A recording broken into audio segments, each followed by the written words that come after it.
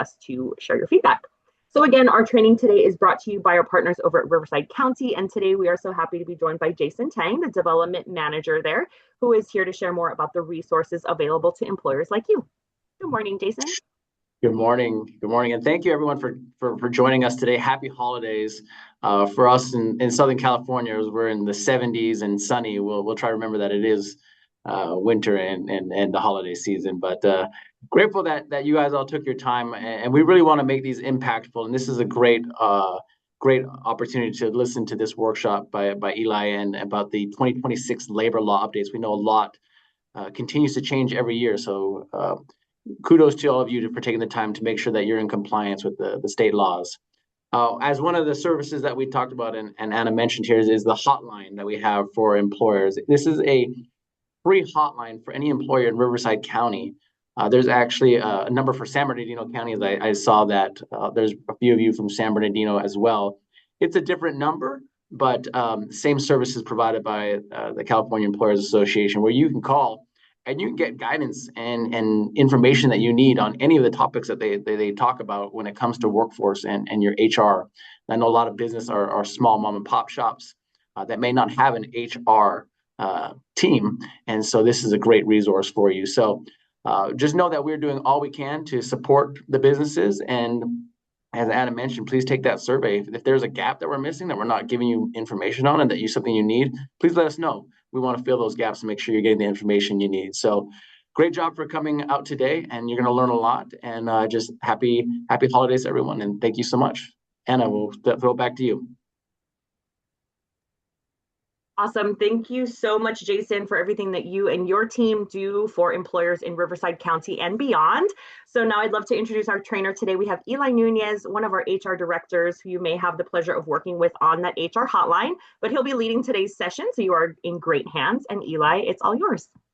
Thank you very much, Anna. Thank you, Jason, your entire team over there. Really appreciate partnering with you and being able to present these webinars for all your businesses there. So, another reminder again, if you have any questions about any of the material today, you can throw it on the chat, or if you're not really sure, you just kind of want to think about it, and you have a question later, give us a call on the hotline. We'd love to hear from you. Whether it's something related to the presentation or just another situation you have going on, or if you just want to talk about something that you're not quite sure about. Give us a call. That's what we're here for. A little bit more about us. We are the California Employers Association, and our goal is to provide anyone we interact with peace of mind. That includes you, when you call on that 800 number, or through presentations such as the one you're part of today. We know human resources can be complicated. Things are always changing, and California definitely doesn't make it easy. But again, we want to partner with you, help with that so you can focus on other parts of your business, whether you have whether you're an HR professional or a business owner, a manager, just need some HR help. We are here for you Monday through Friday, 8 to 5, except for a few holidays here and there, of course.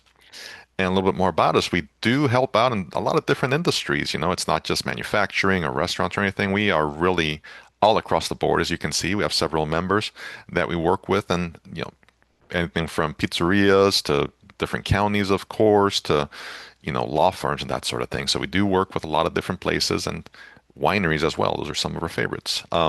So again, we have experience in a lot of different fields that we can help you with. With that, though, one of the fields that we don't really jump into too much is the legal side of things. We are not lawyers, and even though we do have people on our team with legal experience, we do not give legal advice. So even this presentation, we'll talk about some of the laws, some of the changes and that sort of thing, but we will not give legal advice. We always recommend, if you have any questions of a legal nature, to consult with an attorney. They'll be better able to guide you and to look out for your interest on that side. Again, this presentation and any other help that we give, we'll present you the facts, we'll present you some information, educational purposes, that sort of thing, but we will not give legal advice. So with that, let's jump right into today's presentation. Some of the topics we'll cover, some of the changes coming for 2026. Can you believe it? Seems like just a year ago we were talking about 2025, which we were. So some of the things we're going to talk about today: wage and hour updates, what's changing for 2026, changes to leaves and benefits, some new laws or bills that passed about employee rights in the workplace. We'll talk about artificial intelligence, been all over the news, a lot of changes. A lot of you may have experience with it, maybe using it either at home or on a day-to-day basis at work, whatever it is. So we'll talk about what that looks like in the workplace and what new bills have come across that kind of relate to that. And finally, we'll talk about some case law and regulations. In California, we do have some laws that are written and passed, but sometimes there's different interpretations to those laws given to us from the courts, and that kind of becomes the guidance. The interpretation of the law kind of becomes what the law really means. So we'll talk about some of the case laws and regulations and what they look like and how they can affect us in 2026 and beyond. So we'll start with the biggie here, wage and hour and payroll. And, the news is not really shocking. There is going to be an increase in minimum wage for next year. There is also changes to the Equal Pay Act. I think we talked about this a year or two ago when it passed, basically, trying to make a more equal pay across the state. Well, there's been some amendments to that. We'll see what those means. And we'll also talk about OBA. That is our name for the One Big Beautiful Bill Act. We prefer OBA. One Big Beautiful Bill Act sounds like something out of My Little Pony or something. So I think OBA sounds a little better. But anyways, we'll talk about what that means. And the big news with that was how it related to tips and overtime, how taxes related to that. So we'll talk about what that means and what that looks like. So to start, let's talk about the minimum wage, and it is increasing for 2026. Again, this goes back to a law that was passed by Jerry Brown when he was governor, several years ago. And basically, this increase is tied to the increase in cost of living or increase in inflation. Whenever it is past a certain point, it automatically triggers an increase in the minimum wage, and that is what we have going on here, which it's happened the past couple of years, and it's happening again. As of January 1st, 2026, the minimum wage for hourly employees will be $16.90. And of course, it doesn't just affect hourly employees, it also affects exempt salary employees because, as you may recall, exempt employees must be paid at least 2 times the hourly minimum wage. So you take that $16.90, multiply it by 2, multiply it by 40 hours by 52 weeks, and you come up with $70,304.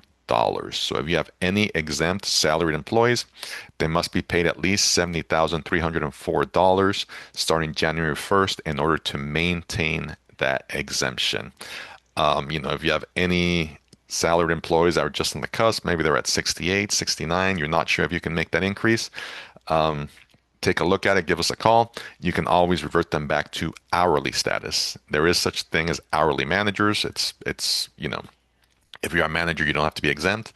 And in California, actually, all employees revert back to hourly non-exempt employees. That's what everybody defaults to, unless you can prove that they're exempt by their duties and by their salary. So again, if you have to change somebody back from exempt to hourly, it's possible to do that. Give us a call. We'll give you some pointers on that. Some other minimum wages we have in the state. We have the fast food minimum wage that increased to $20 an hour. Previously, that is unchanged for now. That stays at $20 an hour. And also the healthcare minimum wage, which passed earlier.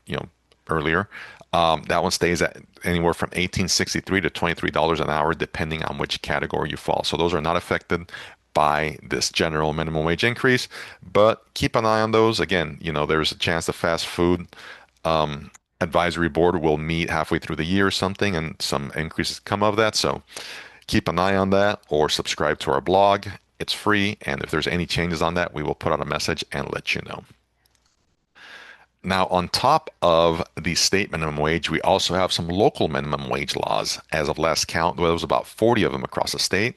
And these are typically in different cities, metropolitan areas, or, industries in some situations. So again, you have to be very aware of what those are, especially if you have employees that work remotely or employees that travel into other locations for work. So I always think of, house cleaners, contractors, landscapers, just basically anyone that travels to other cities or other locations. You have to be aware of what the minimum wage is there, along with other laws such as paid sick leave or anything that's more generous than what the state offers. Because if there's any work being performed there, you have to abide by by those changes. And a lot of times, these different municipalities do increase their minimum wage as well on January 1st. As of last time we checked, we had some places up here in Northern California, El Cerrito and Richmond, that had some increases coming for January 1st. So again, keep an eye on those. Look at that bit.ly we have on there, that link we have. It'll show if there's any other increases popping up. And I saw a question came up on the chat about if you have an exempt employee, can you change them to non-exempt salary? Technically, non-exempt means they have to be compensated for their hours worked. So if they're non-exempt, that means they have to track their hours. So you can pay them a set salary for the week, but they have to make at least the minimum wage for that. And they're also subject to overtime laws. So even if you're paying somebody, salaried and they're non-exempt, if they work over 8 hours, they still need to be paid overtime. So honestly, non-exempt salary is not really a thing. If anything, it just, you know, guarantees somebody a minimum amount of a salary if they don't work the full 40 hours. But anything beyond the 40 hours, you have to factor in overtime. You have to factor in their meal and rest periods, all that sort of thing. So that's very difficult. If you have a specific one, give us a call and we'll talk through it. Another thing I'd like to ask, for you that are all on here, are you guys just affected by the state minimum wage, or do you have specific industry wages that you're affected by, or do you have people that travel to other locations that have different minimum wages? What do you think? What's your experience?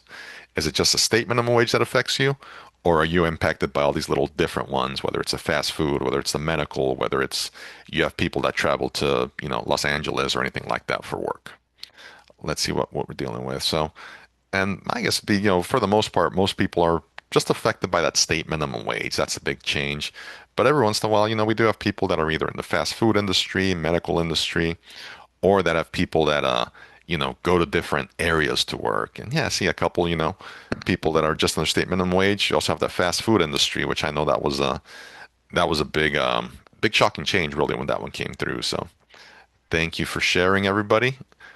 Let's move on to our next one, our next topic now, which is the Equal Pay Act and what amendments have been made to that. What changes have been made to the Equal Pay Act? So, just a reminder, I mean, the Equal Pay Act was basically put in place to prohibit paying somebody less because either they're from another sex, race, ethnicity, and they're performing substantially similar work. So if you've done harassment prevention training recently, you know about those protected classes in California. And basically, what the Equal Pay Act does is it prevents people from being paid less for being just simply for being part of those protected classes, right? Especially if they're doing similar work to somebody else. And there are exceptions, of course. You can pay people more or less, especially in things like seniority, merit, production, or any what's called a bona fide factor. And then, in other words, something that is strictly business related and not related to them being, part of one of these other protected groups. So Senate Bill 642 passed earlier, and what this one does is it amends the Equal Pay Act that's out there. So one of the changes, and the first one is just basically in the verbiage of it. It changes the references to from opposite sex to another sex. And the reason for that is, California does recognize gender fluidity, and understands that there is more than two genders, or people identify as can be more than two genders. So they changed the language to reflect that. So that was just a a change in the verbiage of the Equal Pay Act. The next change is it changed the definition of wages to include other benefits. So what other benefits are we talking about? Well, it includes things like, overtime, bonuses, stock options, profit sharing, bonus plans, basically anything that is a part of compensation, vacation, holiday pay, that sort of thing. Cleaning allowances, gas allowances, basically all of that would be considered part of wages. And next thing it did is it also changed the statute of limitation for any Equal Pay Act claims. It used to be 2 years.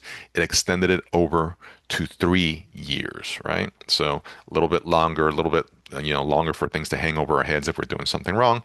But that kind of, aligns with other guidance from the state. For example, for things like harassment or discrimination claims, those have a statute of 3 years. So now the Equal Pay Act lines up with that as well. And last change was employees can recover up to 6 years of damages for continuing violations.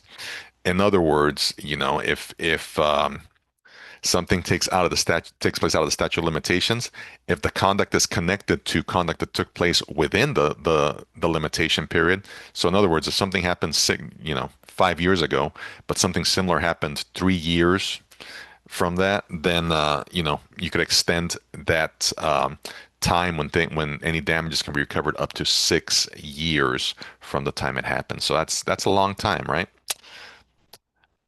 Next thing that we saw as well, um, so what do we do about that is the question. Well, the big thing is since, you know, employees can now recover up to 6 years of damages for continuing violations, we recommend that you take a look at your retention for payroll records and wage decisions and make sure that they cover at least those 6 years. You want to make sure that if there is a claim, you can go back to 6 years, check your records to see if it's true or not, or if it's defensible. Otherwise, if you try to go back to your records and they're all discarded or shredded, you're going to have a tough time, finding a way to defend yourself from it. So again, make sure that you are retaining those payroll records at least for the length of time that employees can recover those damages. All right. Another part of the Senate Bill 642 and the Equal Pay Act was including pay scales in company job postings, and that's another change that happened fairly recently, within the last year or two. The law said, hey, if you're going to post a position online or in the newspaper, whatever it is, you have to include the pay scale for the position. In other words, what is the pay range for that position? So, how many of you include pay scales in your company's job postings? Do you do that? Yes? No?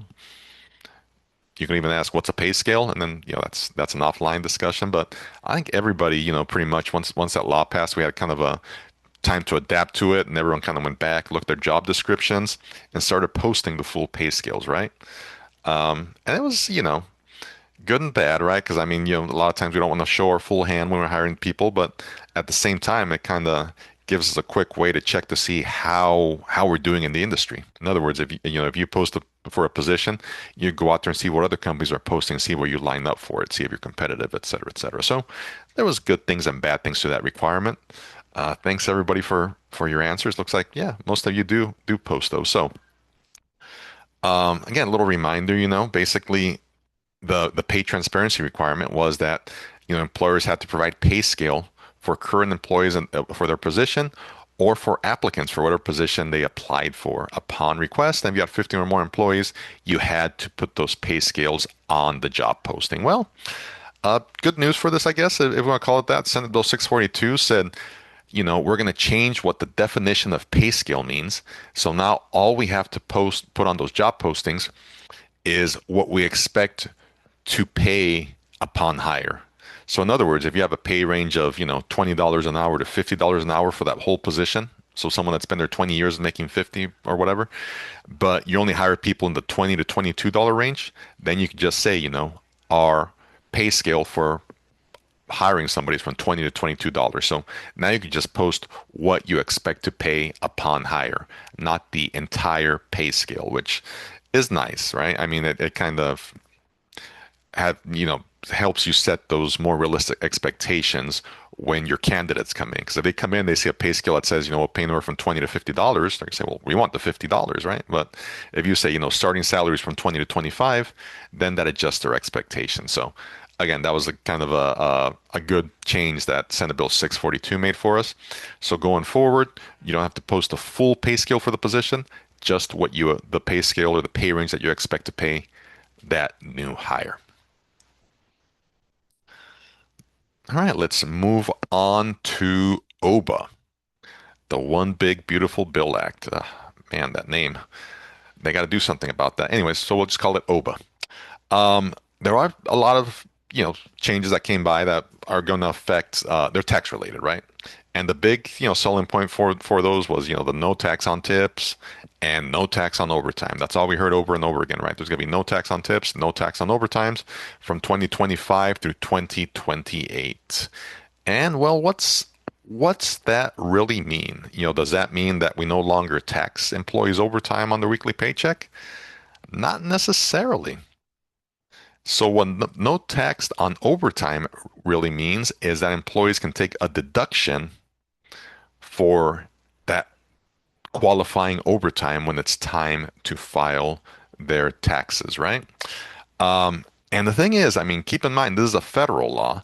And as you know, most of you know, I mean, some of you are out of states, you know that there's federal overtime and then there's California overtime. Well, the OBA's changes or OBA's requirements for overtime only apply to the federal portion of it. So, in other words, if we are paid time and a half for overtime, the no taxes only applies to the half part of time and a half, right?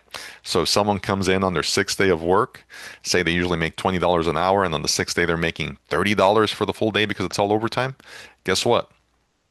They only get the benefit of no taxes on the $10 portion of that 30. Just the half portion of time and a half is the only thing that applies for.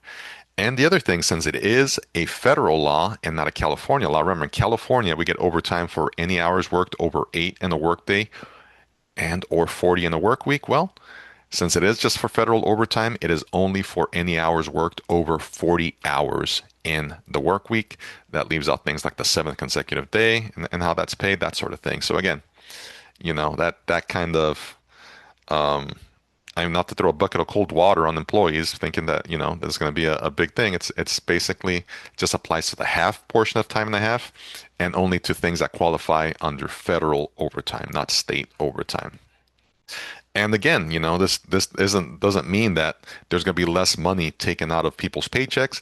It just means that employees can take a deduction on pay that exceeds their regular rate of pay, the half portion of it. So it's really for tax purposes, for filing federal income taxes when this benefit, if you will, comes into play.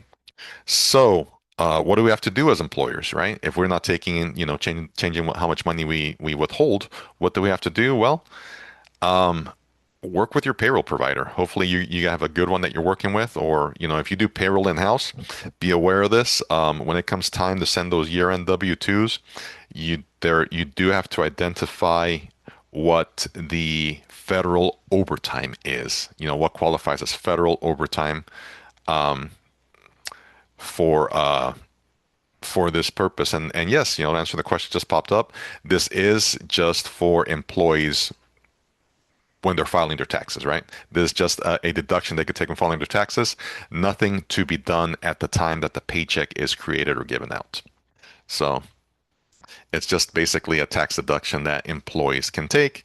So again, you know, that means that we have to work with our payroll provider to make sure that we're coding that federal weekly overtime correctly and, you know, reporting it correctly in their W-2 so they can take that deduction on their taxes. So again, you know, no tax on overtime sounded really great when it was being, you know, being blasted across everywhere. Hey, you know, my overtime's not gonna be taxed. That's great. You know, I put in 30 hours of overtime a week. That's 30 hours tax free. Well, not necessarily. Again, it's just on the half portion of time and a half where this applies, and it is just a deduction that's taken during tax season, not a bigger paycheck on the weekly or bi-weekly basis, if you will.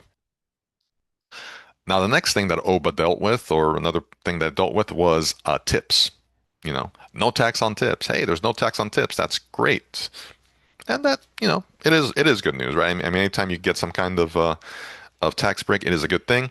Same thing though as with the overtime. This doesn't mean that your tips don't get taxed when you get your paycheck. This basically means that it's another deduction you can take on tax season if you are a employee that receives tips. And again, you know, it's not for all industries across the board. You know, we can't just say, well, you know, I don't know, I'm a school teacher and you know I get tips throughout the year, so I don't have to pay for them or whatever it is. Actually, the IRS gave us a list of occupations that qualify for this thing, right? That qualify as for getting this deduction.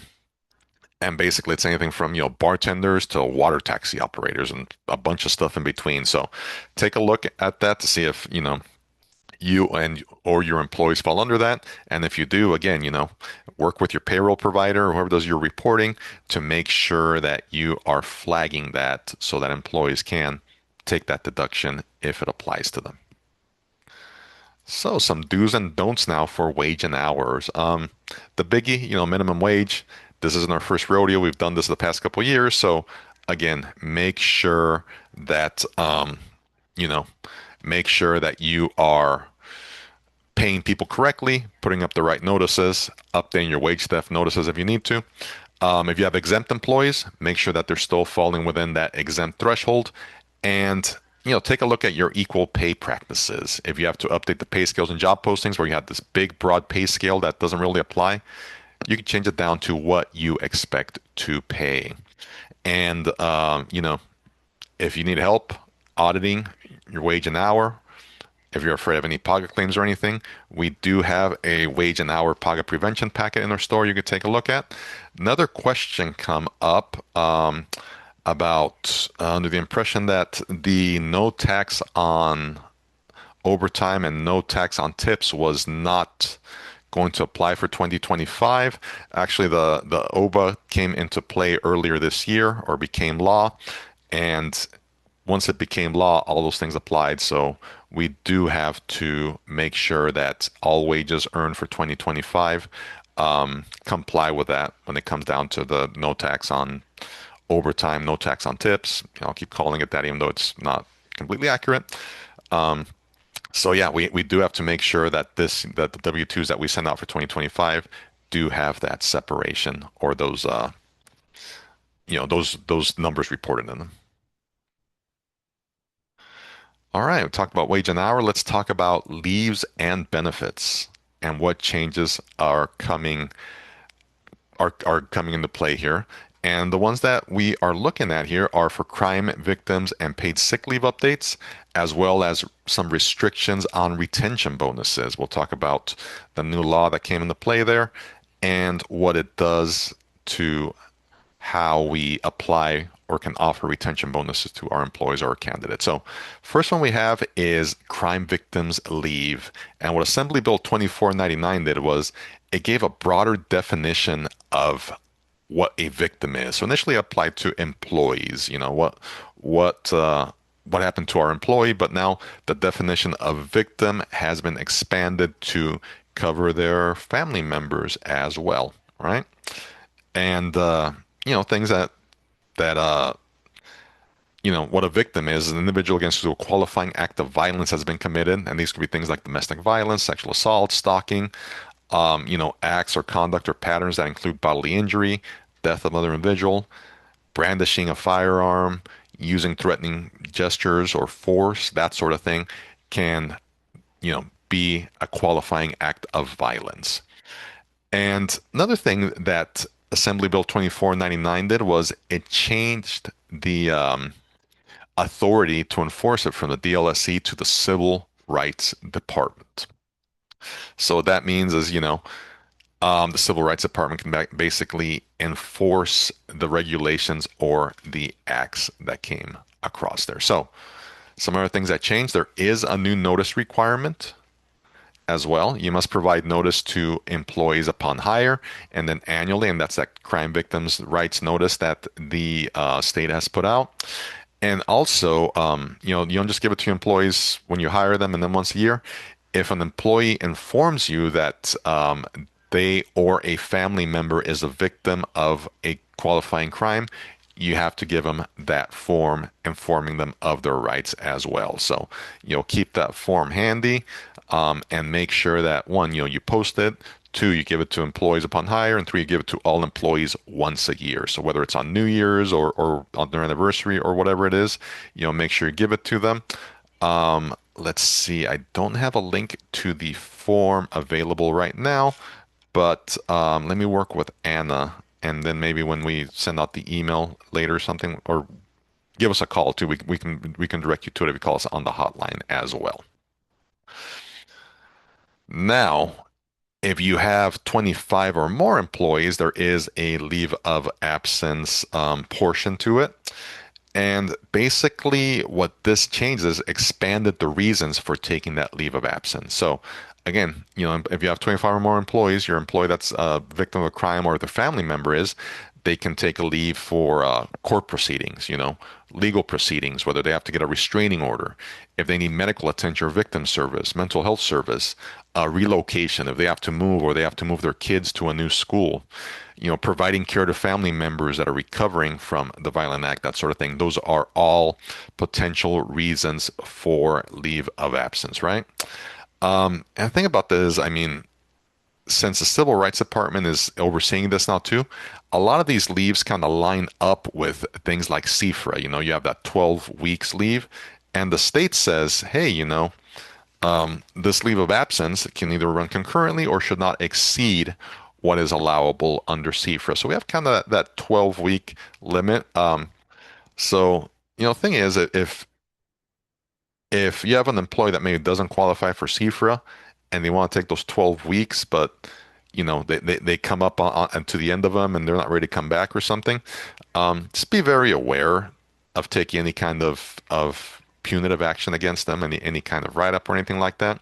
We always recommend, if you have a employee that's a victim of a crime, they need some leave, they need some help, they need some accommodations, that sort of thing, you may consider consulting with legal counsel just to see what your requirements are, what your rights are, and when you can and cannot take any certain actions regarding what you do with that employee.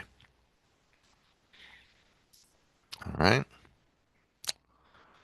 So again, we also had Assembly Bill 406 that came about, and this is the one that transferred that enforcement authority from the DLSC to the Civil Rights Department for additional provisions of the crime victims leave. Um, and basically, this is the one that kind of expanded unpaid leave for employees who are the victims or family members of victims of specified crimes. So in other words, serious felonies. And that includes for taking time away to appear in any kind of judicial proceedings, court hearings, obtaining some kind of, legal relief and that sort of thing, right? Um, Pleas, sentencing, post convictions hearing, anything like that would fall under this leave of absence that is allowed. Now, the other thing too is, you figure this isn't a paid leave of absence, right? You don't have to pay employees to take this time off. So the question is, well, what can employees do? Can they use, sick leave? Can they use vacation? Can they use any other accrued time during crime victims leave? And yes, absolutely. The law does allow them to use vacation, PTO, and also paid sick leave. We know there, paid sick leave usage is a little more restricted than regular vacation or anything, but the law does allow employees to use paid sick leave during crime victims leave. And again, there was some amendments on October 1st of 2025 that basically said, employees can use accrued time up to paid sick leave for the following reasons, if they have to be a witness too. So it kind of expanded the use of paid sick leave and also for jury duty. A lot of employers don't offer any kind of paid jury duty, which is fine. But now this law does allow employees, if they're on jury duty, to use any kind of accrued leave, including paid sick leave, to pay for their time missed. So again, if you have any kind of jury duty policy, whether it's in your handbook or anything, make sure that you add a blurb there about the ability of employees to use paid sick leave, vacation, PTO, whatever it is, to cover that time. Same thing for witness leave. If they've been subpoenaed to be a witness in the case, they can also use any of that accrued leave, whether it's paid sick leave, vacation, PTO, whatever it is, to make up for that time. All right, I mentioned retention bonuses earlier during the introduction to a section. And what we have for that is we have what's Assembly Bill 692, which basically restricts what were known as stay or pay contracts. And these were basically, when you hired an employee and said, we're going to give you a $1,000 hiring bonus, but if you leave, before a year is up, then you have to pay it all back. Well, the state of California said, you know what? You can't do that anymore. You cannot condition somebody's hiring bonus or whatever you want to call it on them staying a certain time. And then if they leave, they have to pay back the full amount. And the same thing applies to other programs, if you're paying for, if you have tuition programs where you pay a person's tuition, but then you ask them to pay it back if they leave within a certain amount of time, that is also restricted by Assembly Bill 692. Now, this is effective January 1st, and basically it prohibits employers from requiring an employer applicant to pay the employer another third party if the work relationship ends. So, for example, if an employer requires an employee to pay back their $5,000 hiring bonus if they fail to remain employed for at least a year, that would be illegal. There are some exceptions to it, somewhat complicated. So, if you have that kind of program, or you offer hiring bonuses that they have to pay back if they leave within a certain time, we recommend that you consult your legal counsel to make sure, whether those things can stay or if you have to rework those programs as well. Not sure if this does transfer to retirement accounts. I don't believe it does. I think this is strictly related to any kind of hiring bonus or educational bonus. I don't believe that this has anything to do with vesting for retirement accounts. At least there was no wording in any other law regarding that. This is more for, signing bonuses, hiring bonuses, retention bonuses, that sort of thing. So what you could consider doing if you do offer, hiring bonuses or whatever, is pay them out on the tail end of it. Say, if come on board and if you stay with us for a year, at the end of 1 year, then we'll pay you that bonus or whatever it is, rather than paying it ahead of time and then risking them leaving. So. All right, so what do we do with these things? Well, for the crime victims leave, this kind of has a little ripple effect, right? So we want to make sure that your paid sick leave, crime victim, jury duty, and witness leave policies have the language in them, stating that employees can use paid sick leave for those situations. And make sure that you're passing out that crime victims notice to all employees, whether it's new hires and annually. Also, you want to make sure that you take a look at any retention pay and tuition assistance programs. The question came up, does it apply to referral bonuses? There is nothing on there about referral bonuses. I believe this is more for hiring. However, if your referral bonuses is contingent on the employee staying there for a certain amount of time, it could apply to that as well. That's one of those where, if you have that program, talk to legal counsel and make sure that it is still okay and not running afoul of this new law from the state. All right, now let's talk about some changes to employee rights and protections.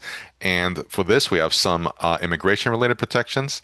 We'll talk about some automated decision system regulations. That's where artificial intelligence falls under, as well as requirements for personnel records, notices, and posting updates. So first one we have is Senate Bill 294, which is the Workplace Know Your Rights Act. And basically what this one says is that you have to give employees the opportunity to provide an emergency contact in the event that they are arrested or detained. Again, this is a direct reaction to immigration enforcement going on, immigration, arrests, detainments, people being picked up at work. And what this law says is you have to give employees the opportunity to designate a emergency contact to be notified in case they are picked up by law enforcement at work. Now, you have until March 30th of next year to comply with this, and you also have to provide all new hires the chance to fill out this form as well. And basically what the law says is, if one of your employees is arrested or detained, you must notify the designated contact if they're arrested either at the work site or if they're off site, but it happens during work hours and they're performing job duties. So if you have employees that go on the road, whether it's, maintenance or visiting clients or whatever, and they are picked up during that time, you become aware of it, you have knowledge of it, you have to notify that emergency contact. Failure to do so does come with penalties up to $10,000 per incident there. And the other thing is, the other part of this is the Labor Commissioner is developing a workplace know your rights notice, basically a notice for employees containing this information. This must be distributed to all employees by February 1st of next year. and then annually to all employees after that, along with passing it out to new hires. So another one of those yearly notices, kind of like that crime victims one, that seems to be the direction that the state of California is going in, making sure that we're giving that new notice to employees. And let's see. Saw a question pop up there on the crime victims leave. Is that 25 employees at the location of the entire company? 25, I'm pretty sure, is for the entire company. So if you have 25 employees, make sure that you are, that applies. But let me double check on that just to be sure. Okay, we'll double check on that, but I'm pretty sure that it is for the 25 employees for your organization. All right, moving on. I promised you to talk about artificial intelligence, and that kind of falls under, or not kind of, that falls under the umbrella of automated decision-making systems. And what that means is any kind of computational process that makes a decision or facilitates human decision making through. In other words, it's a system that helps you make a decision based on artificial intelligence, machine learning, statistics, or other data processing techniques. This could mean things like standardized testing for candidates, right? Something that came up was the Wonderlic test, I think, is something that was thrown around. I know football players had to take it and that sort of thing. So basically, any system, whether it's automated, whether it's machine learning, whether it's based on statistics, that makes a decision or helps you make a decision about either potentially hiring somebody or a business decision for an existing employee, right? So basically, I mean, the state is kind of adding some limitations as to how this is used and how it can affect employees or potential employees. And basically, the big concern of it is, was there any kind of adverse impact or discrimination that was caused because of these things? Now, there was a lawsuit, I forgot what the company was, but they were using artificial intelligence to help source and sort resumes. And it was found that the system was excluding candidates, I believe it was either of a certain race or of a certain age. And it was just, it wasn't something that the company did on purpose. It was just that's just the way the algorithm was written or whatever it was. And it was just specifically excluding these people. It wasn't for job related reasons. It wasn't for anything else. It was just they were being excluded as a group.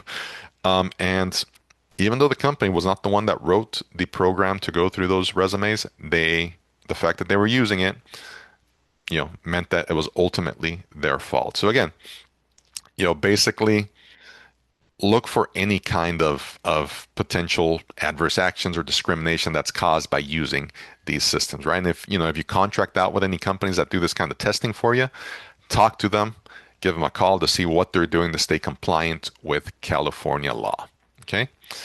The Fair Employment Housing Act does apply to artificial intelligence, and that's why you have to be aware that, any of those tools could result in adverse impact discrimination. So what the law is asking is if you are using artificial intelligence for any of these things, there has to be some kind of human review to the decision. So in other words, you don't just completely trust what the system spits out. You have to review it to make sure that it is accurate.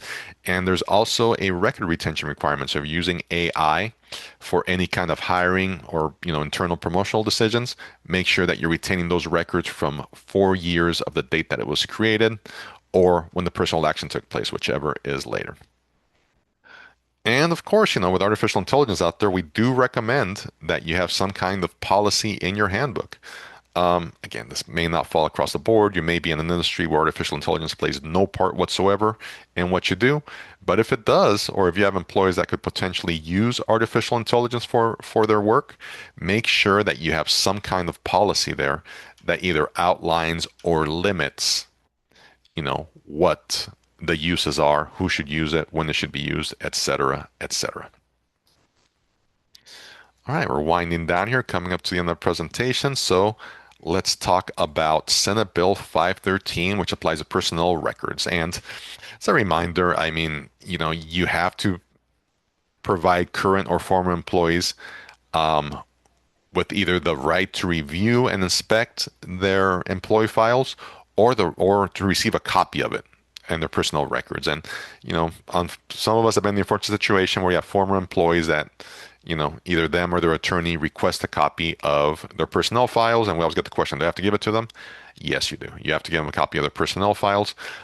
Basically anything that is related to their performance, any grievances, anything concerning the employee, basically anything they signed, submitted, or was presented to them should be in that employee file.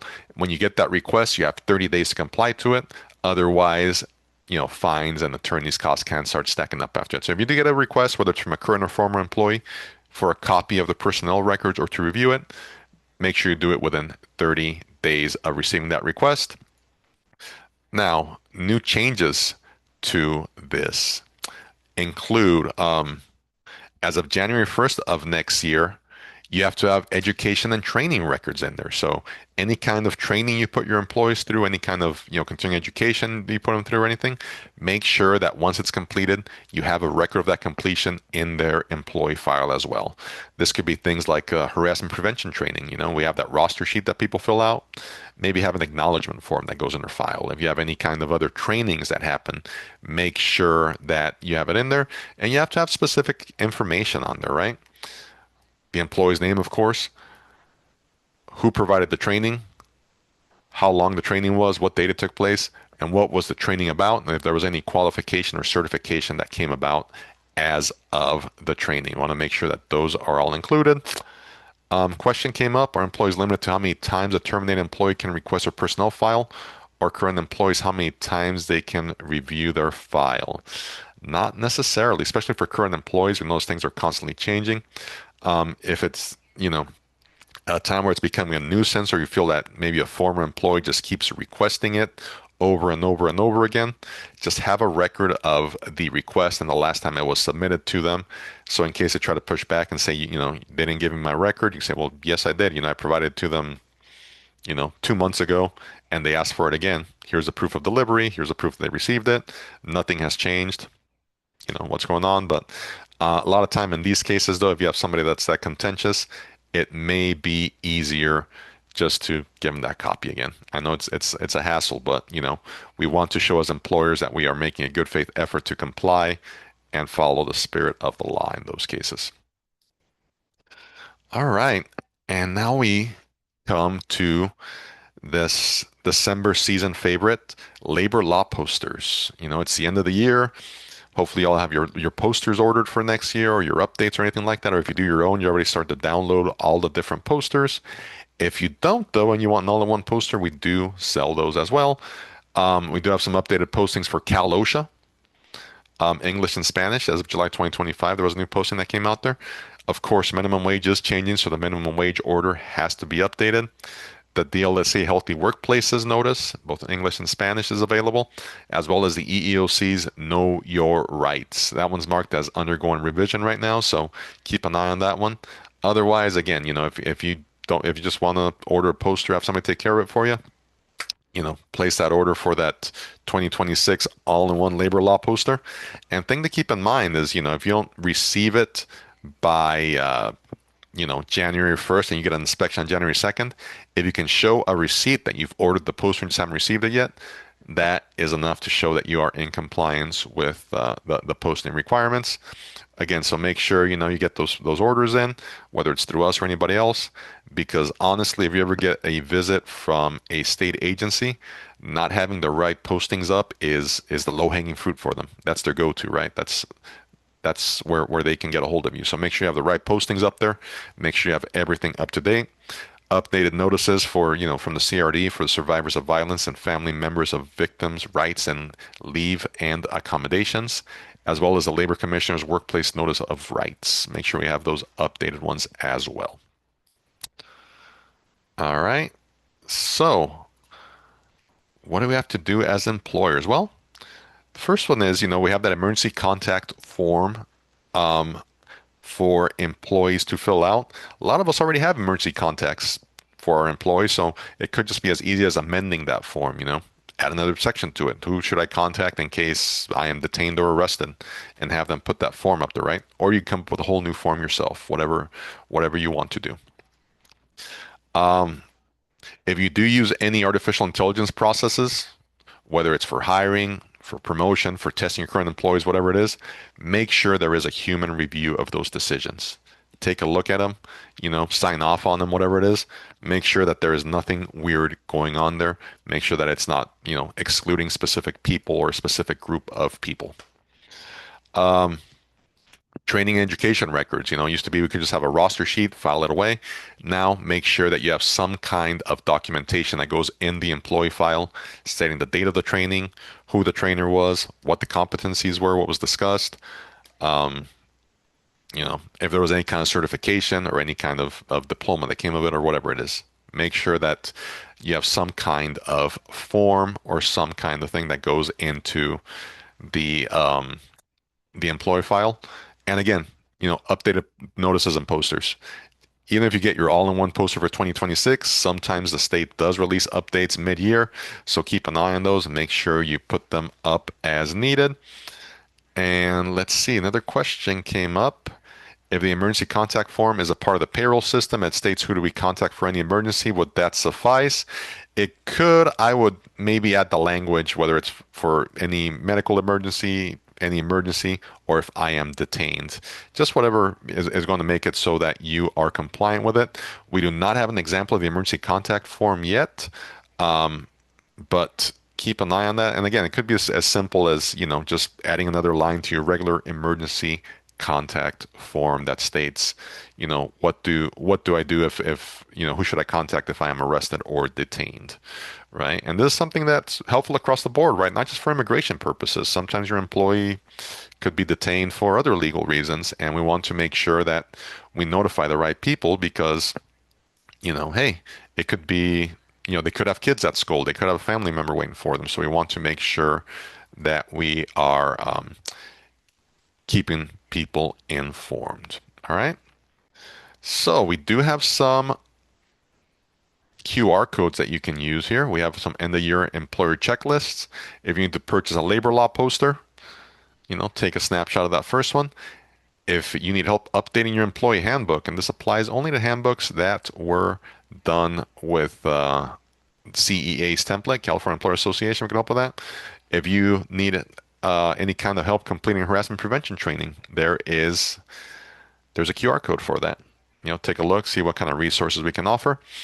Another reminder too, we do have that hotline for your county. So if you have any questions about this presentation or about anything else, if you go back after I've spit all this information out at you and you have any kind of questions, anything jogs your memory, give us a call. We'd love to hear from you. Love to talk about it.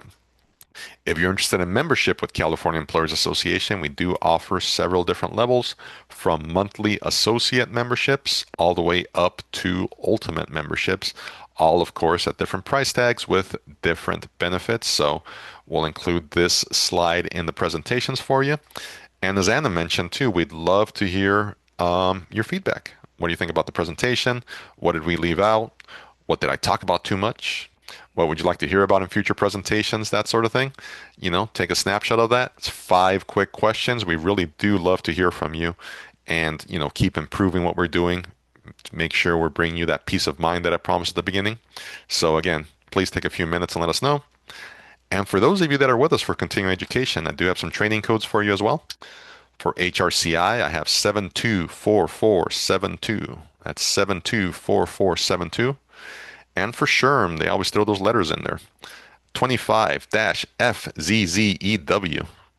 That's 25-FZZEW, FZZEW. Don't forget that dash, whatever you do for SHRM. They will be very mad. And with that, I will hand it over to Anna and take a look if we have anything else hanging out there. I think we fast and furious covered everything in the chat. All right. Kudos to you all for staying so engaged and for having very insightful questions to keep Eli on his toes, keep me grabbing those links for you. So kudos to this group. Very, very awesome, engaged group, I do have to say. Speaking of the chat, I have been trying to keep up with Eli on providing you with those resources. I saw Sanjay's request to include that in a follow-up email. So I'm happy to do that. I know we did have a couple people having a little bit of trouble. Sometimes your Zoom security settings, or if you're joining from a mobile device or a tablet, sometimes that doesn't allow for a successful download of the PDF from Zoom. So in that case, I'm happy to just send everyone a comprehensive email with the PDF of the slide deck. So you have all the information in one, including a few of those resources that Eli shared that I put into the chat for you. And then I'm also going to include the link to that February 10th in-person event. I do want to reiterate that this is an in-person event at River City College, so make sure that you're able to join us for that because that's going to be a really awesome half-day event full of wonderful presentations on both leadership and compliance, and then you'll also hear from Riverside County and Riverside City College. So I will make sure that that is all included in an email. You should get that from me by end of day today. It really just depends on when Zoom tells me that recording is ready for you all. But with that, I just want to say again, thank you, Eli, for sharing your time and expertise, for fielding all of those really great questions today. Thank you all for staying so engaged and for, again, taking time out of your busy work week to spend training. It just really speaks to the caliber of, members and community members that we do have here in Riverside County and the great state of California and beyond. So look for that email from me, register for February 10th, and then we look forward to working with you on that complimentary HR hotline. Maybe you'll get to work with Eli directly. We don't know. Maybe, We'll maybe. talk to you all soon. Thank you so much. Have a great day. Cheers.